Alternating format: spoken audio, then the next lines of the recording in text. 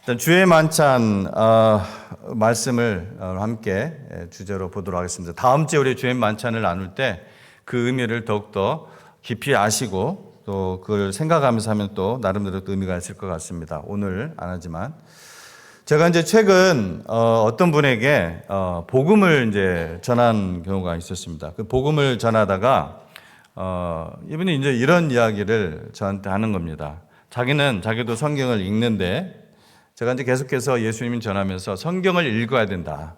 하나님의 말씀을 읽지 않으면은 종교가 되고 하나님과 아무런 관계를 맺을 수가 없다. 그래서 이제 그런 이야기를 하는데 자기도 성경 말씀을 읽는다는 거예요. 근데 자기는 성경 말씀을 읽으면은 도저히 믿을 수 없는 부분들이 있다고 합니다. 예를 들어서 그분이 이제 저한테 얘기를 하는 거예요. 예를 들어서 창세기 3장에 뱀이 사람과 대화를 나누고 있는데 그 장면은 자기는 도저히 믿을 수 없다는 거예요. Pastor, do you believe? 그러는 거예요. 이거 정말 믿냐고.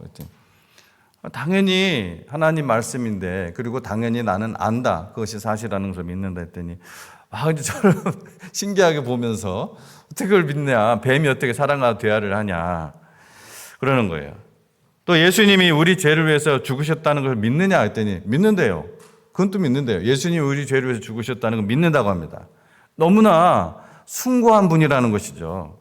그런데 부활해서 사람들이 보는 가운데, 수많은 사람들이 보는 가운데 승천했다. 그것은 또 못 믿겠다는 거예요. 그러니까 일부만 이렇게 우리 사람들이 생각하기에 지금의 시각으로 보기에 좀 기적이나 어떤 초자연적인 현상들, 우리가 지금 일반적으로 일어날 수 없는 일에 대해서는 본인은 못 믿겠다는 것입니다. 아마 여러분도 그런 시절이, 그런 때가 분명히 있었을 것이라 생각하고 혹시나 지금도 그런 가운데 있는 분들도 있을 것입니다. 아직 사실 하나님을 모르고 또 성경을 모르면은 그런 의심을 할 수밖에 없죠. 너무나 놀라운 일이니까. 지금은 이것이 우리에게 믿음으로 남아있고 신비로 남아있지만 그때는 신비가 아니죠. 페어리 스토리 같고 동화 속 이야기 같고 좀 안 맞는 말 같단 말이에요. 예. 근데 성경은 제가 그 창세기 3장에 있는 그 말씀만 가지고도 그 문맥 속에도 사실 이미 하나님을 알게 되면은 이렇게 보입니다. 성경은 거기서 기록을 하고 있어요. 하나님께서 사람을 하나님의 형상으로 지었다고 했습니다. 그렇죠? 그리고 하나님께서 그 생기를 불어넣으셨다고 했어요. 사람에게 하나님의 생기를 불어넣으셨다. 나파흐 하셨다. 그리고 그 사람에게 뭐라고 했어요? 그 지은 하나님의 사람에게 복을 주시고 하늘과 땅과 바다에 있는 것들을 다 다스리게 할 수 있는 능력을 주셨다고 했어요. 그러니까 하나님께서 만드신 모든 피조물들을 다 다스릴 수 있는 그러한 능력을 주셨다는 거예요.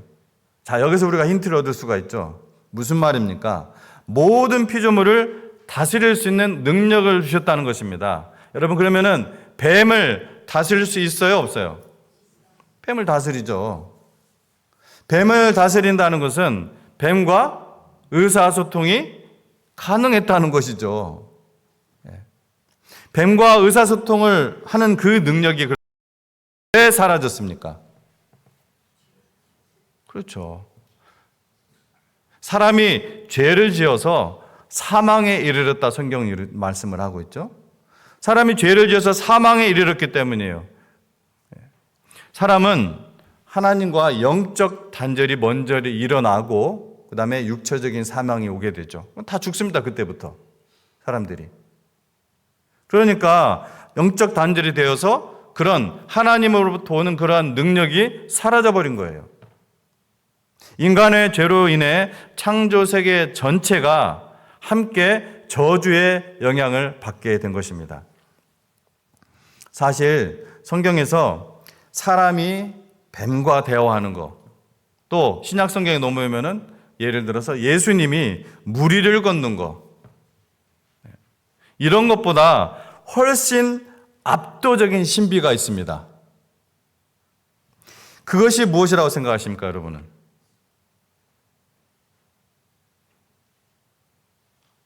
그런 거하고는 비교가 안 되는 그러한 이거는 신비예요.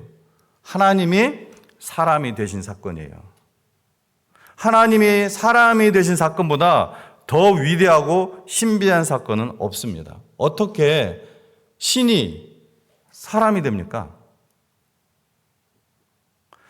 어떻게 신이 여자의 몸에 어떻게 잉태되었다고요? 성령으로 잉태되어 사람으로, 그것도 아기로 태어납니까? 신이.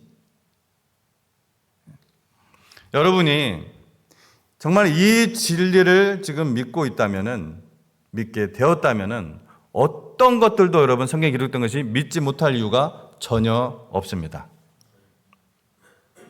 이게 이제 문제인 거예요. 그러니까 우리가 예수님을 믿으면 성경 모든 것들은 진리로 나갈 수밖에 없습니다. 근데 이것은 여러분 사람의 연구나 혹은 지식이나 지혜로 믿어지는 것이 아닙니다. 오직 하나님께서 사람을 구원하실 때 영원한 사망에서 영원한 생명으로 옮기실 때 미련한 것으로 한다고 하셨어요. 미련한 거. 뭐에 미련한 거? 전도에 미련한 거. 사람이 보기에 미련한 거예요, 이게. 뭘 보여주기 이게 아니에요. 그냥 하나님의 생명의 말씀을 전해서 그것을 믿어서 믿는 자에게 하나님의 영원한 사망에서 영원한 생명으로 옮기는 이 전도에 미련한 것으로 하나님이 사람을 구원하기를 기뻐하셨다고 하셨습니다. 여러분 전부 다 그렇게 여러분 지금 믿는 자라면은 그 미련한 것으로 믿은 거예요. 여러분의 지혜나 지식이나 똑똑함이나 이게 아닙니다. 그러나 이제는 여러분이 딱 영원한 생명을 옮겨졌을 때 딱 돌아보니까 이게 이제 신비인 거죠. 제 말이 무슨 말인지 아마 아실 겁니다. 하나님의 구원을 받은 분들은. 그래서 오직 하나님의 말씀을 듣고 복음을 듣고 자기의 죄를 인정하고 회개하는 그 심령에 부어주시는 하나님의 은혜로 믿어지는 겁니다. 믿어지는 거예요. 그래서 구원은 하나님의 뭐라고 해요? 선물이라고 성경은 분명히 얘기하고 있습니다. 선물이에요. 우리의 공로가 전혀 없습니다. 마치 여러분 아이가 어렸을 때 자기가 어떻게 태어났는지 알아요? 몰라요? 혹시 나는 알았다 하는 분 있으세요? 나 어렸을 때 다 알고 태어났다. 딱 태어나자마자 엄마, 아빠 하면서 내가 어떻게 과학적으로 볼 때 뭐 어떻게 해가지고 다 태어났다. 알고 태어난 분 있어요? 약간 좀 이게 거짓말장입니다. 그렇게 얘기하는 분들이 있다면은 자기가 어떻게 태어났는지 몰라요. 갓난아이 때는 어렸을 때도 몰라요. 그렇지만 아빠와 엄마를 알아요, 몰라요? 알아요, 몰라요? 여러분 아빠 엄마도 몰랐어요? 예? 여러분이 어디 동사무소 가서 뭐 끊어가지고 알게 됐어요? 아, 네, 정말 아빠구나. 내 엄마구나. DNA 검사해서 알아봤어요? 아니죠. 그 관계 속에서 알게 되는 거죠. 나를 돌보시고, 나를 먹이시고, 입히시고. 그러면서 아빠가 뭔지, 엄마가 뭔지 이제 알게 되고, 크면서 모든 것들을 이제 알게 되는 거죠. 여러분이 이러한 믿음을 가진 자라면은, 하나님을 아빠, 아버지, 아바, 아버지라고 부르는 자라면은 바로 거듭난 생명입니다. 그게 born again faith예요. 구원의 믿음. 이제 막 영적으로 거듭난 생명이라면 열심히 이 예배와 성경 공부를 통해서 하나님 아버지를 더욱 깊이 알아가시기를 축원을 합니다. 왜냐하면 하나님 아버지를 알면 알수록 그 사랑을 더 깊이 체험하게 될 수밖에 없습니다. 하나님 아버지를 모르면 그 사랑을 몰라요. 여러분이 철이 들어서 아버지의 사랑, 어머니의 사랑 알게 된 거잖아요. 그렇죠? 그리고 하나님을 더욱 사랑할 수밖에 없는 존재가 된 거예요. 그런데 자, 여기서 아들 하나님이신 예수님이 왜 사람이 되셔야 했을까요? 왜? 하나님이 왜 사람이 되셔야 했을까요? 성경에서 가장 중요한 이유, 몇 가지 설명드리지만 가장 중요한 이유는 사람이 되신 가장 중요한 이유는 죽기 위해서입니다. 죽기 위해서. 하나님은 죽을 수가 없어요. 근데 사람이 되셔서 모든 것들을 체험하시고 다 죽은 거예요. 죽기까지. 이거는 엄청난 사건이에요. 엄청난 사건. 하나님과의 단절을 얘기하는 거예요. 순간적으로라도 죽음은. 그거를 삼위의 하나님께서 사람이 되셔가지고 그것을 몸소 겪으셨다는 거예요. 죄의 싹 뭡니까? 죄의 대가 wage는 뭐예요? 죽음입니다. 사망입니다.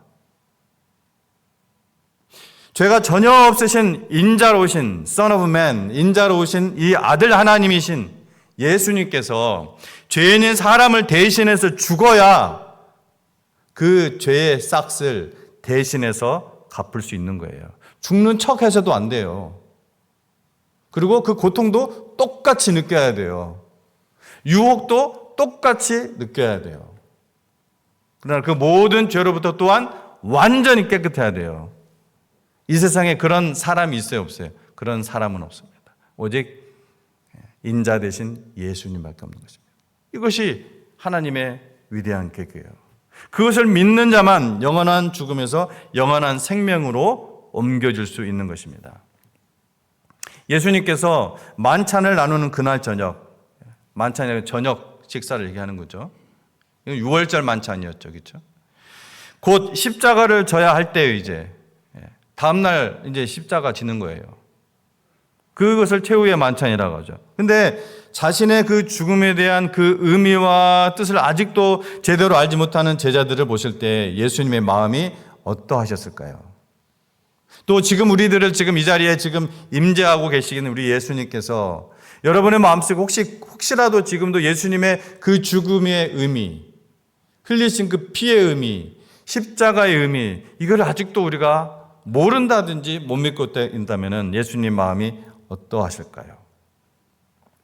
어떤 아버지가 어린 아들의 심장병을 고치기 위해서 자신의 심장을 이식해 주려고 합니다. 심장이 아니라 심장. 여러분, 신장을 이식해 주면은 신장 이식해 주는 사람은 살아요, 죽어요?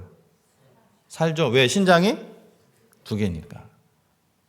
심장을 이식을 해주면 살아요, 죽어요? 죽죠. 왜? 심장은 하나니까. 근데 지금 아빠가 이 어린아들의 심장병을 고치기 위해서 자신의 심장을 이식해 주려고 합니다.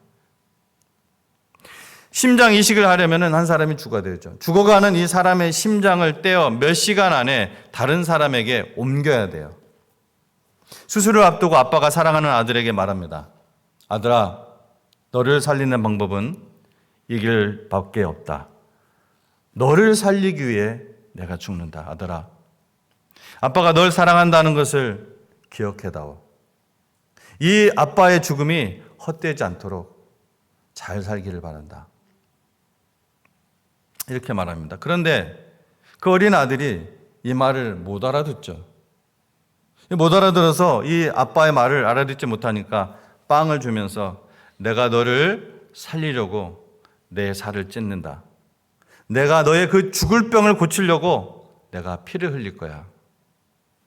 이렇게 말하는 것입니다.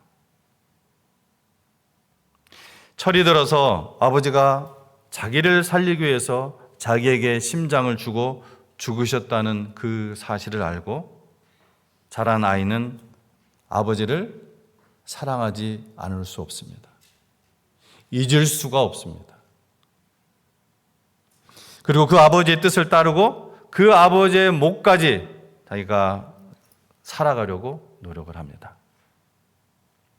주의 만찬식에 참여하는 모든 성도는 여러분 그래서 그 의미를 정말 잘 알아야 됩니다. 이 엄청난 의미를, 이 아버지 하나님의 사랑을 알아야 된다는 거예요. 주의 만찬의 의미와 관련하여 알아야 할 세 가지가 있습니다. 세 가지 동사가 있어요. 기념하라, 선포하라, 참여하라. 제가 이 세 개를 다 할까 하다가 시간이 길어질 것 같아서 하나만 준비했던 거예요. 네, 하나만 하도록 하겠습니다. 아무래도 오늘은 이 세 가지 중에서 한 가지 기념하라만 살피고 다음 주에 나머지 동사들의 의미를 나누도록 하겠습니다. 오늘 말씀에 보면은 11장 24절에 25절 말씀에 주님이 행한 것을 기념하는 것입니다. 예수께서 떡을 들어 감사하고 있는 때가 언제였다고요? 예수님이 생애 이 땅에서 어떻게 라이프의 마지막 밤입니다.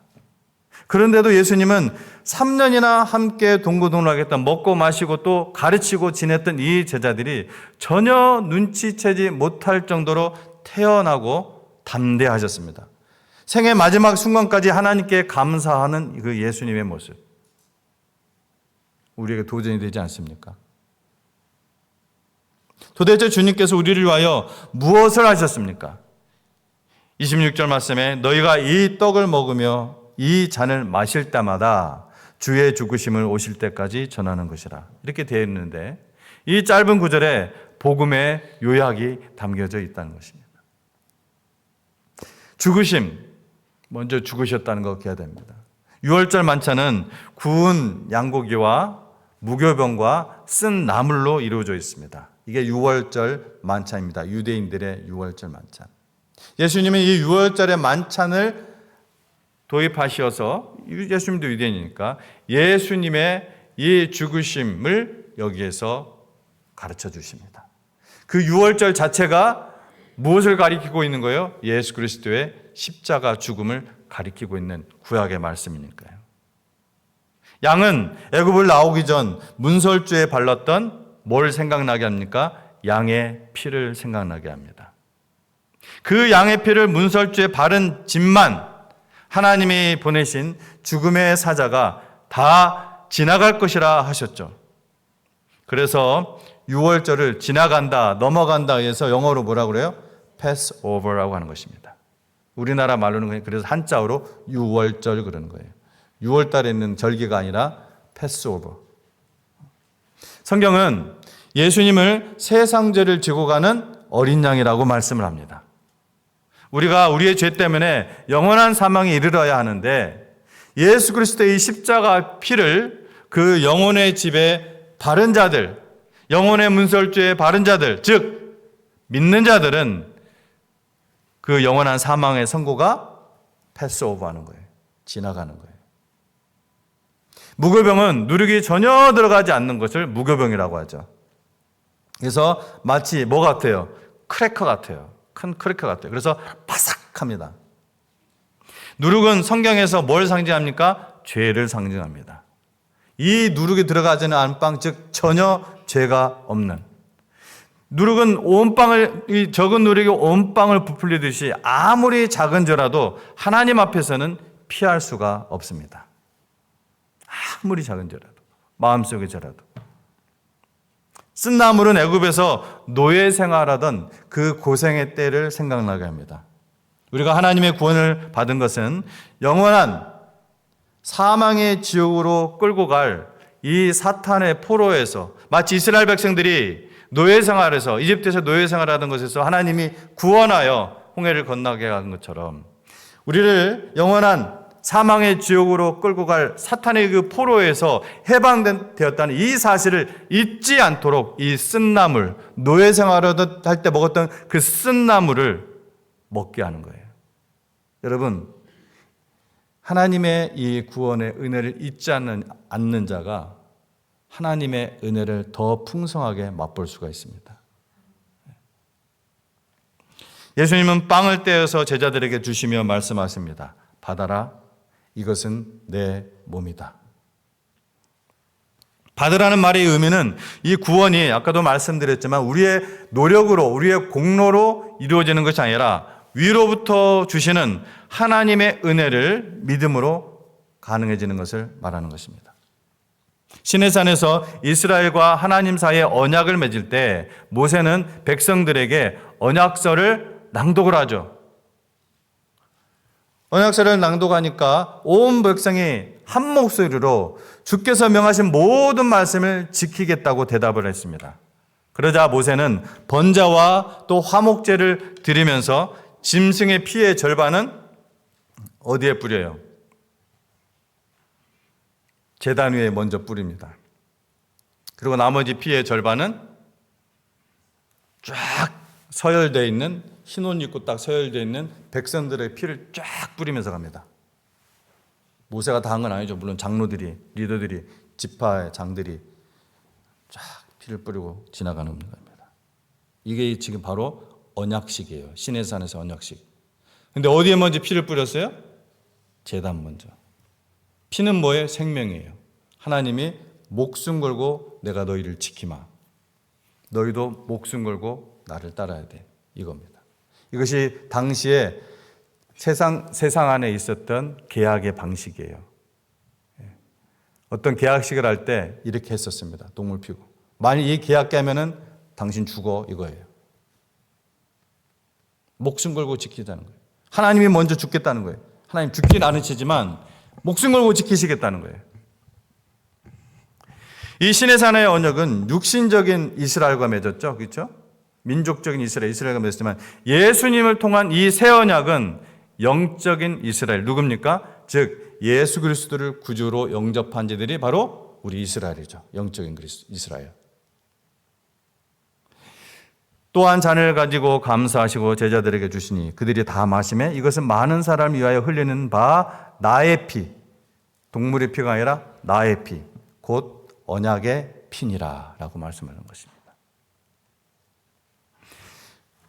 죽음에 대해서 말씀하셨어요. 그다음 부활. 죽음을 기념하라, 부활을 기념하라. 죽으신 분이 오신다는 것은 무엇을 전제로 합니까? 다시 살아야 다시 오시죠. 그렇죠? 다시 살아야 다시 오죠. 죽어 있는 분이 어떻게 다시 와요? 예수님은 죽으신 지 사흘 만에 하나님의 능력으로 다시 살아나셨습니다. 아멘. 부활은 우리의 믿음의 근거가 되고 속죄의 근거가 되고 영생의 소망이 되는 근거가 됩니다. 그리스도께서 십자가 위에서 죽으시고 다시 사신 것은 하나님의 약속하신 구원이 완전히 이루어졌다. 그래서 예수님께서 다 이루었다 말씀하신 것이죠. 하나님 이같이 그리스도의 승리를 우리도 공유하도록 했습니다. 그 부활이 바로 우리의 부활이 되도록 하셨다는 거예요. 첫 열매가 되신 거예요. 오늘 오실 것을 믿고 항상 준비하며 살아가도록 하신 것입니다. 무엇을 준비합니까?